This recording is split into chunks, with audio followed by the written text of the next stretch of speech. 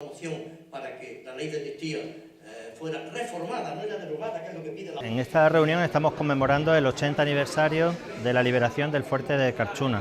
Al cumplirse este 80 aniversario convenía hacer algo para recordar un hecho que está injustamente olvidado. Yo mismo hasta hace 5 o 6 años no había oído hablar de este tema, sobre los héroes del rescate de los 300 prisioneros asturianos del fuerte de Carchuna. Y bueno, pues era un momento para reunir aquí a descendientes de familiares, a investigadores y también tener ese espacio de hermanamiento cultural que nos parece tan necesario como testimonio de que había otra España posible, que se estaba construyendo en la Segunda República, que esa otra España posible sigue siendo posible hoy si no dejamos que aquella caiga en el olvido, si recuperamos sus principales valores, si lo actualizamos para el siglo XXI en el que estamos y si somos capaces de recuperar esa memoria que se nos ha robado. Yo creo que no se nos ha robado por casualidad ni por la excusa esa de reabrir heridas, se nos ha robado porque no se quiere que recuperemos los valores de esas personas que se jugaron la vida hoy hace 80 años pues para liberar a 300 prisioneros, por ejemplo, ¿no? Algunos viniendo desde muy lejos, otros después de haber huido y estar a salvo 48 horas después participaron en el rescate de sus propios compañeros y esos ejemplos de solidaridad, de valentía, de generosidad, de valores que nos hacen mucha falta hoy en un momento en el que tenemos el gobierno más corrupto de Europa.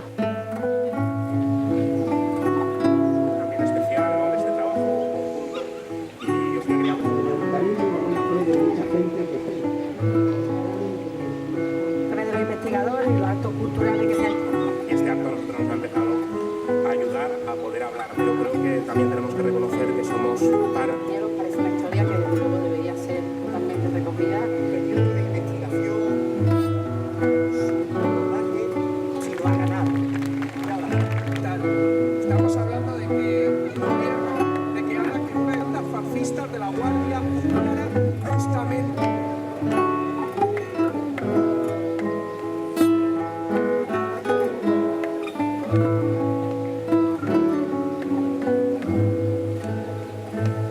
Histórico, la liberación de 262 prisioneros asturianos gracias a una acción decidida y casi suicida de 30 de sus compañeros republicanos. No se trata solo de mirar el pasado desde la historia.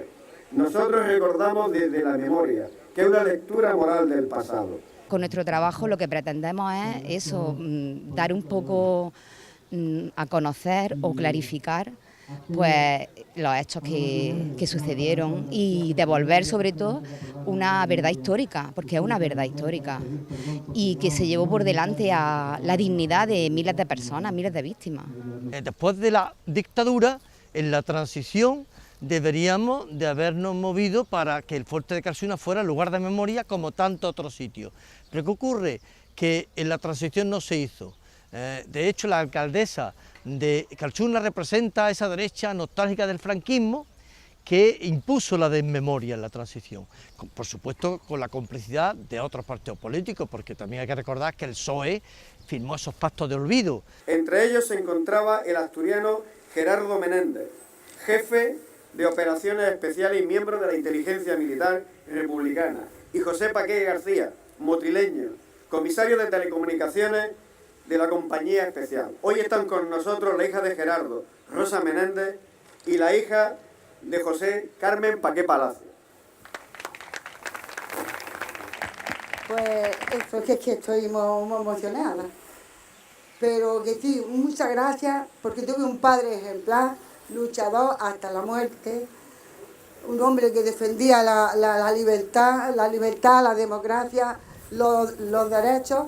¿Y qué más? Pues todo lo que diga va a ser muy poco, muy poquito, así que me perdonáis, pero muchísimas gracias a todos, a ellos y a todos. Y estoy muy orgullosa de ser hija de mi padre.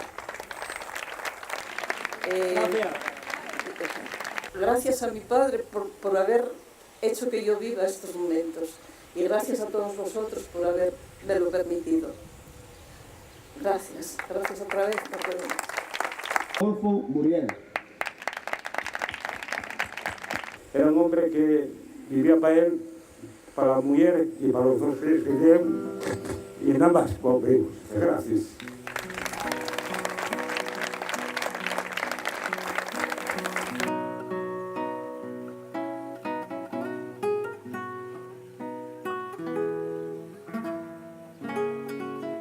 nombre es Félix Muriel, hijo de Cándido Adolfo Muriel López. Rosa Menéndez Arguelles. Mi padre era un guerrillero. La primera vez que oí hablar a Fuerte Carchuna, digamos que yo tendría unos 14 años, que fue cuando ya mi padre empezó a hablarnos, nos juntó a mi hermana y a mí y nos dijo todas las vicisitudes que pasó, que estuvo preso aquí. ¿Recuerdas los nombres de los sitios donde combatió, de tal frente, la carretera de la muerte? Y pasó a Castelldeferro. Desde Castelldeferro llegaron cartas a casa. Esa maniobra de distracción estaba mi padre y sus compañeros. Y me contaba uno de los evadidos que todavía vivía en el año 2002, me contaba que en cuanto llegó a las líneas republicanas, que el primero que vio que fue a mi padre y que se abrazaron, porque eran de Sama, del mismo pueblo. Para mí, pues eso, que son 300 paisanos, como decimos en Asturias, que o sales o te mato. Y pues, ¿qué hacemos? La soga ya la tenemos, nada más que nos falta el tirón. Vamos a hacerlo. Y que mi padre colaboró como uno más, como otro que a lo mejor estuviera dentro podía colaborar también. Tocó ya él. ¿Por qué? Porque hubiera a lo mejor un hombre más experimentado o con unas ideas más adelantadas que otros. Y dijeron, bueno, vete tú. Y dijo, Rosy, fíjate, hasta mi marido lo sabía.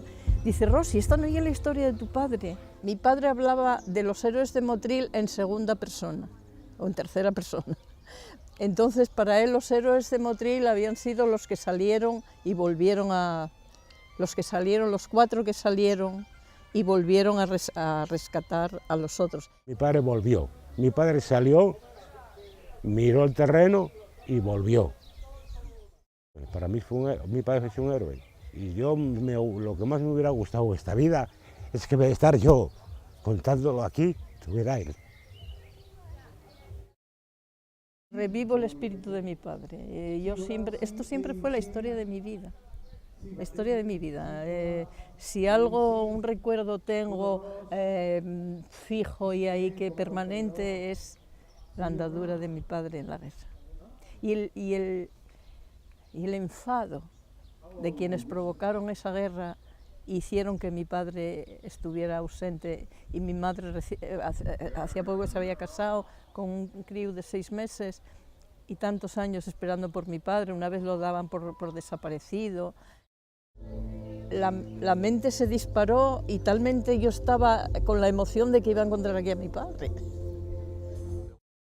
Estoy encantado de estar aquí, en Motril, concretamente, que si Dios quiere puedo conocer donde sufrió mi padre y damos las gracias por traerme y poder verlo y nada más. Y muchas gracias.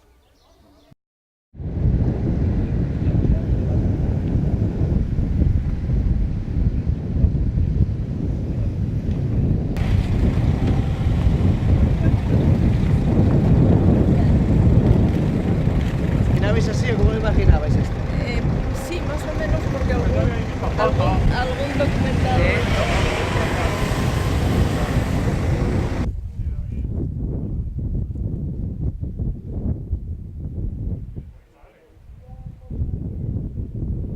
Piedra, pues claro, tendría que sufrir lo indecible. No me extraña que haya hecho lo que hizo. Tuvo que ideárselo viendo la entrada. Y ahora, pues bueno, vamos a acercarnos a la entrada donde estaban confinados los 308 asturianos. ¿Qué se te pasó por la cabeza aquí delante de la puerta? Percorrer en un 1 a 308 asturianos por aquí. Es lo que se me pasa por la cabeza ahora. De alguna manera fue una constante en mi vida conocer este episodio de la guerra. ¿Y ahora que estás aquí? Y una emoción tan grande y sintiendo como que el espíritu de mi padre está conmigo, porque aunque sea un poco cursi decirlo así, ¿no?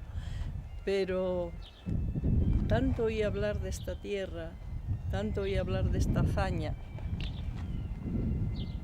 que era para mí como una película que ahora se hace realidad. O sea, lo veo en persona y muy emocionada. Supongo que te sentirás orgullosa también de tu padre, de haber liberado a, sí, a gente como el padre de Félix. Aunque fuera con los cañones desde ahí arriba. Uh-huh.